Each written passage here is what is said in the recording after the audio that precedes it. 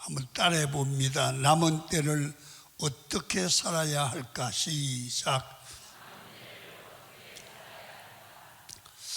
우리 사람들은 누구나 땅에서 오래 살고 싶은 마음을 가지고 있어요. 아무리 아파도 누워 있어도 그냥 죽지 않는 게 낫다고 생각을 하죠. 물어볼 필요도 없어요. 그런데 이걸 아시고 오래 사셔야 돼요. 얼마나 오래 사느냐 보다는 어떻게 사느냐가 중요하다는 거예요. 여러분, 특히 예수 믿는 사람들은 얼마나 오래 살아가느냐, 계갈 없이 오래 사는 것보다는 예수 믿는 사람이라면 어떻게 하나님의 뜻대로 살아가느냐가 중요한 줄 믿습니다. 그래서 우리는 이런 얘기를 해야 됩니다. 지금까지 어떻게 살아왔느냐 보다는 남은 생애를 얼마를 살든지 어떻게 살아가느냐를 생각하고 살아야 된다. 본문을 보면 우리 인생에는 이미 살아온 때가 있는가 하면 앞으로 살아갈 육체에 남은 때가 있다. 이렇게 성경을 표현합니다. 그래서 3절에는 지나간 때, 우리에게는 지나간 때라는 말이 있고요, 2절에서는 육체에 남은 때라는 말이 나와요. 대단히 중요한 의미를 갖고 있습니다. 오늘 4장 2절을 함께 뜻을 생각하며 천천히 읽겠습니다. 시작. 그 후로는 다시 사람의 정욕을 따르지 않고 하나님의 뜻을 따라 육체에 남은 때를 살게 하려 함이라. 하나님의 뜻을 따라 육체에 남은 때를 살게 하려고 이 말씀을 우리에게 준다. 여러분, 왜 우리의 남은 때를 육체에 남은 때라고 말씀했을까요? 우리의 영은 영원하지만 육체는, 이 보이는 육체는 영원하지 않기 때문입니다. 여러분, 우리 육체는 시간이 지나가면 노쇠합니다. 늙는다는 거죠. 여러분, 미안합니다마는 우리 교회 40년, 50년 전에 오신 권사님들이 있거든요. 그때는 정말 예뻤어요. 50년 지나고 나니까 예쁘다고 하기보다는 세련됐다, 그런 표현이 좋아요. 노쇠한단 말이에요. 늙어간다는 말이에요. 우리 집사람이 요새 살이 빠졌는데, 여보 조금 나 크림 바르면 조금 낫다. 낫긴 뭐가 나요, 늙었는데. 크림 발라서 낫는 건 별로예요. 늙어요. 그리고 병이 들어요. 그리고 약해집니다. 성경은 우리의 남은 때를 육체의 남은 때라고 표현을 하고 있는 겁니다. 그런데 우리 인생은 살아온 인생이 있어요. 그리고 또 앞으로 살아가야 될 인생이 있습니다. 자, 우리 이런 생각을 해보십시다. 뭐냐 하면, 나는 살아온 인생보다 살아가야 될 인생이 적게 남았죠. 인정을 안 합니까? 한 200살 사시면 살아갈 인생이 멀게 남았죠. 여러분, 살아온 인생보다 살아가야 될 인생이 적게 남은 분들이 많아요. 우리 교회는 많아요. 중요한 것은 내 남은 때가 5년일 수 있죠. 어떤 분은 10년, 어떤 분은 20년, 30년일지 누구도 알지 못하죠. 죽는 날을 예측 못하니까요. 어떤 분에게는 미안하지만 오늘이 마지막일 수도 있어요. 예배 드리고 주님이 부르면 가야 될 사람도 있을 수가 있죠. 여러분, 며칠 후가, 한 달 후가, 어떤 분은 올해가 마지막 시간이 될 수도 있는 분도 있을지 하나님만 압니다. 그러니까 육체에 남은 때를 우리는 예측 불허합니다. 나는 1년일째, 나는 아직까지 5학년이니까 100세면 50년 남았네. 착각이에요. 주님이 허락해야 돼요. 주님이 허락해야 됨을 인정하시면 아멘. 내 마음대로 결정이 안 돼요. 하여튼 그게 얼마인지는 아무도 모르지만 그 남은 때를 어떻게 살아가야 될지 우리는 생각을 하지 않고 살아갑니다. 왜? 그래야 편하기 때문에. 그러나 하나님의 사람은 육체의 남은 시간을, 남은 때를 어떻게 살아야 되는지를 본문에 말씀을 하고 있습니다. 가르쳐주고 있습니다. 여러분, 얼마나 남은 생애가 남아있는지를 계산하는 것도 중요하지만 남은 시간을 어떻게 살아가리라고 결단하고 사는 삶이 더 중요한 줄로 믿습니다. 개가 안 나게 사는 것보다는 사는 게 맨날 잠만 자고 죄만 짓고 여러분 남에게 피해만 주고 사는 삶보다는 여러분 짧게 살더라도 하나님과 사람 앞에 가장 의미 있고 가치 있고 상 받는 삶을 사는 게 더 중요하다 그 말입니다. 그래서 우리는 삶의 양보다는 삶의 질이 중요하다는 거예요. 아멘. 질적으로 바로 우세한 삶을 살아야 됩니다. 그러면 하나님의 사람인 여러분들과 저는 육체의 남은 때를 어떻게 살아야 할까요? 따라합시다. 마음으로 갑옷을 삼아라. 마음 문제입니다. 오늘 4장 1절을 읽겠습니다. 시작. 그리스도께서 이미 육체의 고난을 받으셨으니 너희도 같은 마음으로 갑옷을 삼으라. 이는 육체의 고난을 받은 자는 죄를 그쳤음이니. 여러분, 마음으로 갑옷을 삼으라.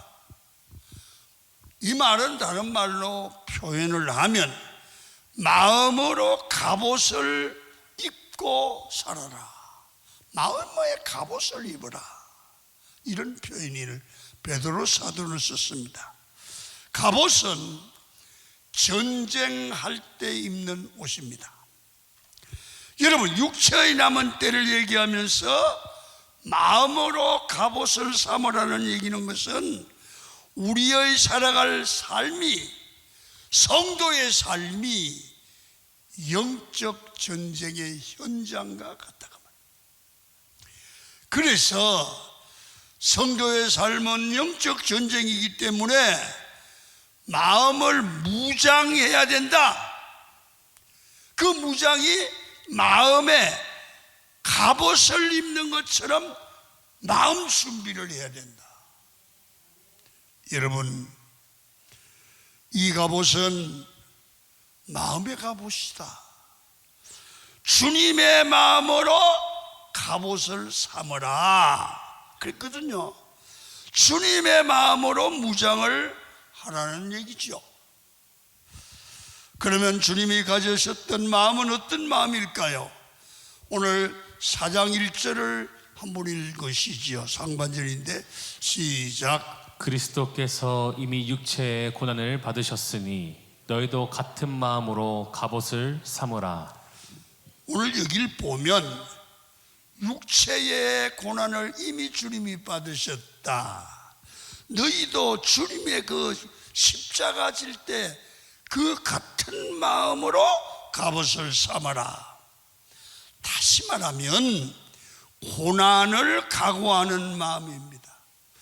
매사에 예수 믿는 사람들은 예수님의 십자가 질 때에 가졌던 마음과 같은 고난을 감수할 마음을 가져라.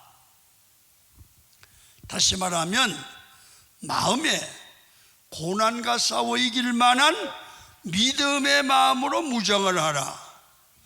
여러분, 항상 고난받고 신앙생활 제대로 하려고 하면 욕먹을 각오를 하고 십자가를 질 각오를 하고 육체에 남은 때를 주님 앞에 갈 때까지 마음 무장을 하고 살아라, 그런 뜻입니다.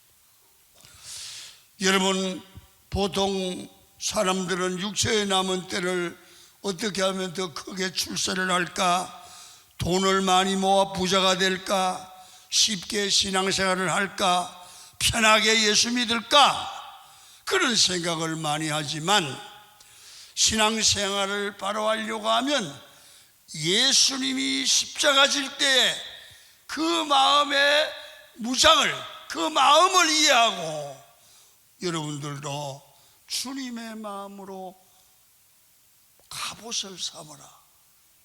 주님이 먹었던 마음을 가져라. 여러분, 마음이 무장되면 고난이 오죠. 그래도 원망이나 불평을 하지 않습니다.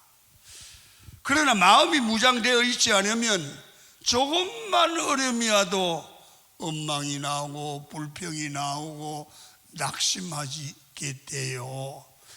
그러면 우리 인생은 세상 살다가 주님 앞에 천국으로 갈 때까지 어떤 어려움이 있어도 믿음을 지켜야 될 줄로 믿습니다. 여러분, 평생 예수 믿다가 예수님 부인하고 구원받지 못하면 무슨 의미가 있습니까? 마음 무장해야 돼요. 우리는 어떤 마음의 무장을 하고 살아가느냐가 중요합니다. 우리는 예수의 마음으로 갑옷을 삼아서 무장해야 됩니다. 믿음으로 살려면 쉽게 살려가지 말고 매사에 고난을 받더라도 믿음을 지키고 주님의 십자가를 지실 때 가지셨던 마음으로 무장을 하고 인생을 살아가야 된다, 그 말입니다. 그런 생각을 합니다. 평생 예수 믿고 주님 앞에 갈 때 부임할, 예수 부인하면 이게 무슨 꼴이 되겠습니까? 여러분, 다 몰라도 주님 앞에 갈 때 믿음 지키기를 축원합니다. 여러분, 십자가 지는 마음이면 어떤 고난도 환경도 이길 수 있습니다.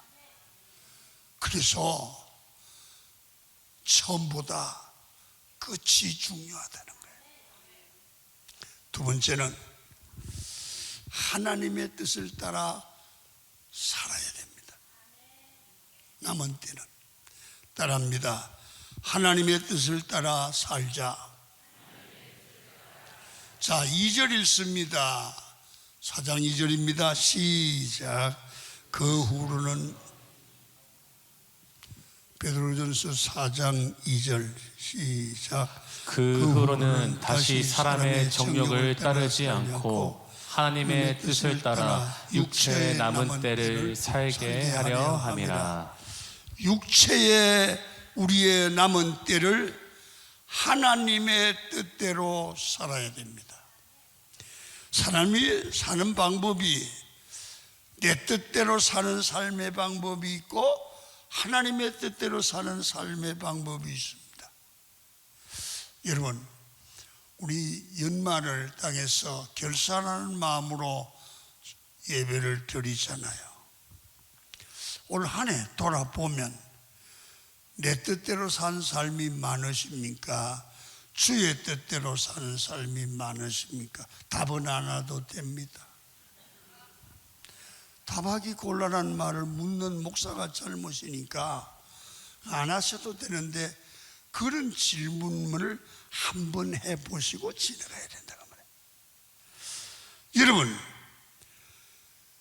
육체에 남은 때를 하나님의 뜻대로 살아야 된다는 거예요. 예수님은 이 땅에 사는 동안 하나님의 뜻을 따라 사셨습니다. 하나님의 뜻을 따라 이 땅에 오셨고, 아버지의 뜻을 따라 기적을 행하셨고, 아버지의 뜻을 따라 십자가에 죽으셨습니다. 이제 우리도 우리의 인생의 남은 때를 아버지의 뜻을 따라 살아가야 된다고 강력하게 외치고 있는 겁니다. 그러면 아버지 하나님의 뜻이, 우리를 향한 아버지 하나님의 뜻이 무엇일까요? 성경에는 하나님의 뜻에 대한 이야기가 가득 차 있습니다. 몇 가지를 핵심적인 것만 얘기하고 하려고 하는데요. 첫 번째는, 여러분, 우리 주님의 뜻은 이 땅의 모든 사람들이 예수 믿고 지옥 가지 않고 영생 얻는 게 주의 뜻인 줄로 믿습니다. 그게 아버지 뜻입니다. 여러분, 요한복음 6장 40절 있습니다. 시작. 내 아버지의 뜻은 아들을 보고 믿는 자마다 영생을 얻는 이것이니. 모든 사람이 복음 듣고 예수 믿는 게 아버지 뜻이에요. 여러분, 한국 사람도 그렇고 외국인도 그렇고 아프리카 사람도 하나님의 자녀로 복음을 받고 구원받는 게 주의 뜻이에요. 그래서 선교해야 되는 거예요. 아멘입니까? 교회가 하는 일은 사람 살리는 것이고 아버지의 뜻을 이루는 거예요. 또 하나, 거룩하게 사는 게 아버지 하나님의 뜻이에요. 오늘 4장 3절 시작. 4장 3절입니다. 다살리가전 시작. 하나님의 뜻은 이것이니 너희의 거룩함이라. 우리가 거룩하게 사는 게 주의 뜻입니다.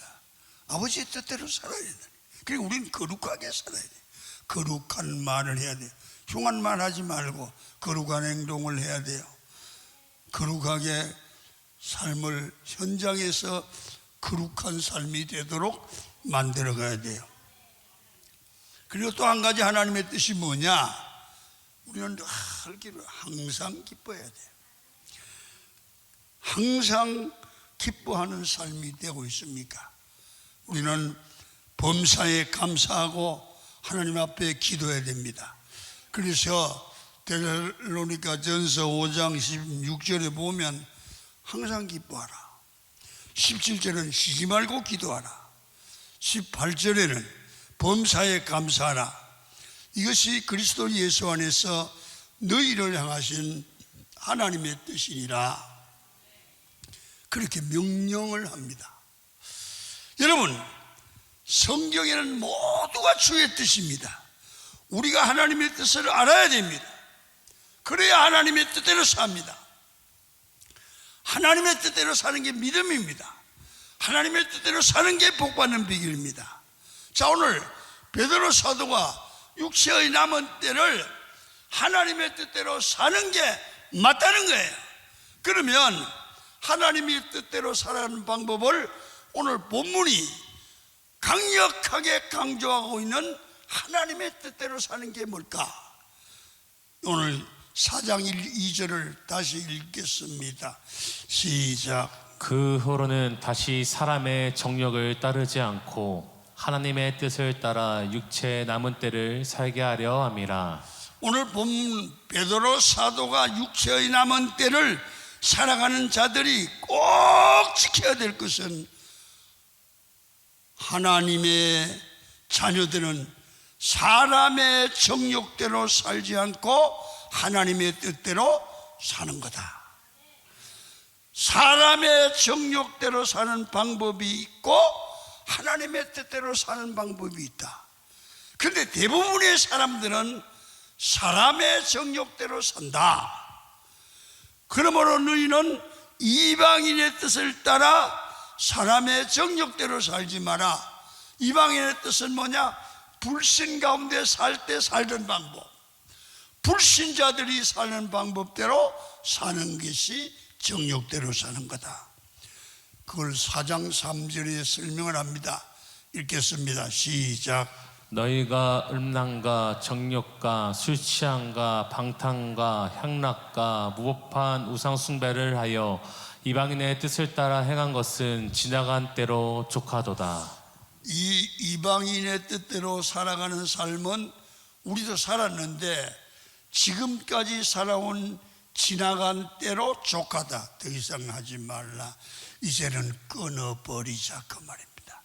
자, 오늘 이방인의 뜻대로 살아간다는 이방인의 뜻은 뭘까요? 몇 가지로 나눕니다. 음란과 정욕에 모두 빠져 있다.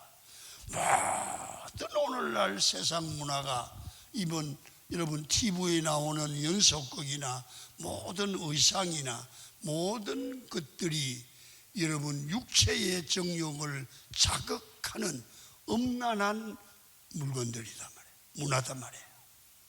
그게 모두 빠져 있다는 거예요. 예수 믿는 사람들은 거기에 빠져 있으면 안 된다. 앞으로 거기에 빠지지 말고 거룩해져라. 두 번째, 술 취함과 방탕한 삶이다. 우리나라처럼 술에 많이 취해서 방황하는 사람이 많은 나라가 별로 없다고 합니다. 여러분, 요 사이도 이렇게 발달된 사회도 홍대 앞이나 이런 데 가면 엄청납니다. 여러분, 금요일을 불금이라고 그런답니다. 불금, 불타는 금요일.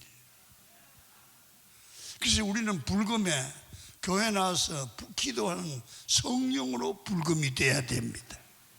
왜 아멘 안 합니까? 금요철야를 안 나오시니까 그러지. 우리도 불금이 되기를 축원합니다. 금요철야 때는 불금. 길거리에서 술 먹고 쓰러져 있는 사람이 제일 많은 나라가 우리나라라고 그래요. 그 다음에 우상 숭배하는 날들도 많습니다. 그런데 성경은 우상 숭배를 무법한 사람들이라고 표현합니다. 무법한 것은 하나님 보시기에 가증하고 혐오스럽다는 말입니다. 그리고 우리가 직접 우상에게 절하고 복을 구하는 것은 아니더라도 여러분 점을 치고 부적을 마음에 붙이고 베개에 넣고 사주와 간상을 보는 것은 우상숭배입니다. 우상숭배는 하나님이 가증히 여기는 죄악입니다. 하나님의 뜻을 따라 살아가는 것은 이방인의 뜻, 정욕의 뜻대로 살지 않는 것이라 그렇게 딱 규정을 했습니다. 그래서 여러분들은 앞으로 남은 때는 우상숭배하지 말고 이방인의 뜻대로 살지 말기를 축원합니다. 그것은 하나님을 모르는 자들의 삶이기 때문에 예수 믿기 전의 삶이 정욕을 따라 사는 삶이었습니다. 그래서 이것이 최고의 삶이라고 생각했던 과거의 삶을 이제는 끊어버리라는 거예요. 그것을 따라 더 이상 살지 말라는 겁니다. 어떻게 하면 세상 모든 문화에 취하고 돈을 더 많이 벌고 인생을 즐기고 살아가는 것이 인생의 목적이었다면 과거에, 오늘 여러분들과 저는 이런 삶을 돌아보고 이건 지금까지 살아온 그것으로 족하다는 거예요. 더 이상 살지 말라는 거예요. 살면 망한다는 거예요. 하나님의 뜻에 배격한다는 겁니다. 망하는 짓이라는 겁니다. 자, 베드로전서 4장 3절 또 읽고 지나갑니다. 시작. 너희가 음란과 정욕과 술 취함과 방탕과 행락과 무법한 우상 숭배를 하여 이방인의 뜻을 따라 행한 것은 지나간 때로 족하도다. 지금까지 지나온 삶으로 족하도다. 여러분, 이제는 과거 이방인의 뜻을 따라 살던 삶은 끝내라는 거예요. 이제 남은 시간들은 이런 삶을 사는 것은 인생을 허비하는 거다. 그러므로 이런 과거의 삶을 가감하게 끊어버리라는 겁니다. 그래서 아직도 끊어야 될 것을 끊지 못한 분들이 많이 있는데 이제 끝내시기를 바랍니다. 이제는 버리기를 바랍니다.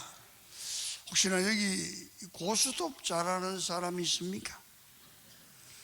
아직까지 술 못 끊는 분 계십니까? 담배 못 끊는 분, 남자분들 계십니까? 과거를 묻지 않겠습니다. 이제는 끊으십시오. 언제까지 그러다가 세상 끝날까지 성도가, 교회 집사님이 이 문제 해결하지 못하고 전국 갈 겁니까? 여러분, 거짓말하고 사기치는 것도 끝내야 됩니다. 이제는 지나간 것으로 족합니다. 결단하시기 바랍니다. 하나님의 사람에게는 인생의 이전과 이후가 분명해야 됩니다. 이제는 정욕을 따라 사는 삶을 버려야 됩니다. 자, 베드로전서 4장 1절을 다시 한번 읽습니다. 시작. 그리스도께서 이미 육체의 고난을 받으셨으니 너희도 같은 마음으로 갑옷을 삼으라. 이는 육체의 고난을 받은 자는 죄를 그쳤음이니. 여러분, 육체의 고난을 받은 사람은 죄 때문에 고난을 거쳤다. 예수께서 내 죄 때문에 십자가의 고난을 받으시고 죽으셨지 않습니까? 그래서 우리는 죄에 대하여 죽은 자가 되었죠. 그 예수님으로 말미암아 구원받았었는데 지금도 내가 여전히 정욕을 따라 살아간다면 십자가의 은수로 사는 거예요. 그러므로 이제 옛날 정욕을 따라 믿음 없는 삶을 교회 다니며 살던 것을 계속 살아오고 끊지 못한 부분들을 기도하면서 오늘 정리합시다. 아멘. 그 정리 못하고 세상 떠나면 어떡할 거야? 언젠가 한번 정리를 해야 되잖아요. 오늘 설교가 여러분의 결단의 시간이 되기를 축원합니다. 한 가지만 더 합시다. 그 다음 한 가지는 내가 정리를 하고 그 다음에는 뭘 생각하냐. 나는 뭘 하든지 사람을 살리는 일을 위하여 살자. 4장 5절입니다. 시작. 그들이 산자와 죽은 자를 심판하기로 예비하신 이에게 사시대로 고하리라. 여러분, 오늘 말씀은 하나님의 심판을 우리에게 생생하게 보여주고 있는데요. 하나님은 어떤 자를 심판하느냐? 정욕을 따라 무법하게 살아온 사람들을 하나님이 심판을 하신다 그랬습니다. 산자와 죽은 자가 하나님 앞에 사실대로 자기의 지은 죄를 낱낱이 고백하는 날이 온다는 겁니다. 하나님의 심판의 시간입니다. 여러분, 재판받는 거 보면 자기 부끄러운 죄를 그 판사 앞에 다 내놓잖아요. 얼마나 부끄러운지 몰라요. 재판받는 거 보면. 근데 하나님 앞에 가면 이 땅에서 아무도 모르게 지은 죄를 낱낱이 고백한다는 거예요. 부끄러울 게 거지 없죠. 이제는 우리 하나님 앞에 이 부끄러운 일을 청산해야 되는데 예수 믿고 십자가에 고백을 하고 피로 씻음을 받으면 이 부끄러움이 다 제하여질 줄로 믿습니다. 용서받으니까요.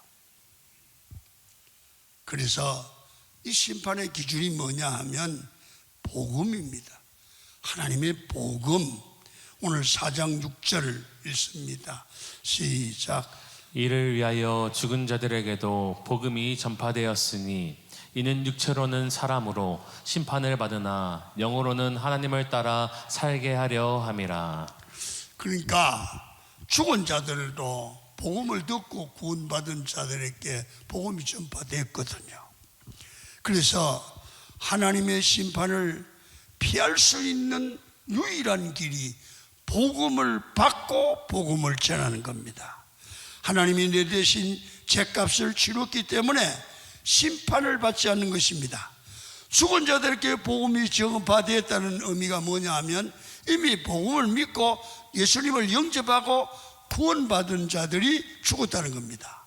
그래서 우리가 이 땅에서 죽는 것은 하나님의 심판이지만 육체로는 죽지만 영으로는 하나님을 따라 사는 줄로 믿으셔야 됩니다.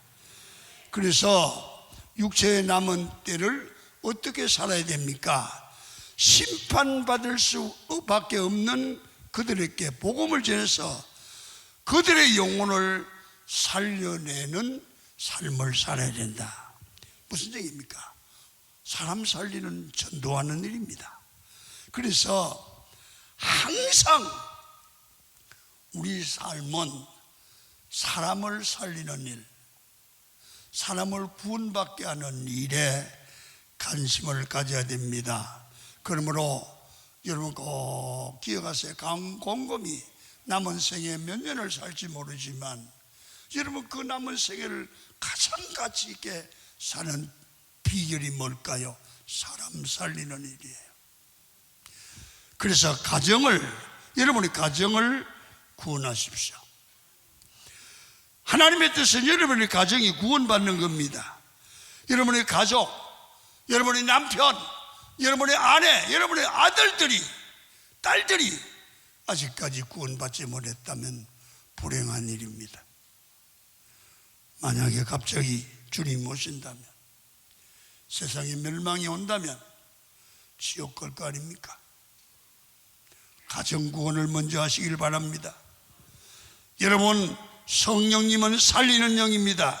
성령님이 역사하는 현장에는 사람이 반드시 살아나는 역사가 있습니다. 성령님이 운행하시고 기름 부음이 있는 곳에는 치유와 회복의 역사가 일어납니다.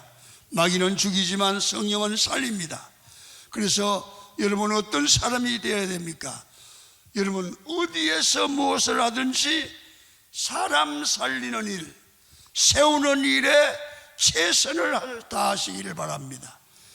직업을 선택할 때도 살리는 직업, 어떤 결정을 해도 사람을 살리는 일에 초점을 맞추면 하나님이 그 삶을 책임지고 가치 있는 일, 보람된 일, 하나님 앞에 칭찬받는 일이 될 줄로 믿습니다. 그래서 우리는 자신에게는 우리 주님과 동일한 마음의 갑옷을 입고 우리 삶은 하나님의 뜻을 따라 살다가 주님이 오라고 하시면 주님 내가 여기 있습니다, 당당하게 주님 앞에서 시상대에서 면류관 받는 강은 성도들이 되기를 주의 이름으로 축원을 드립니다. 찬양을 부르고 마치겠습니다. 주님 뜻대로 살기로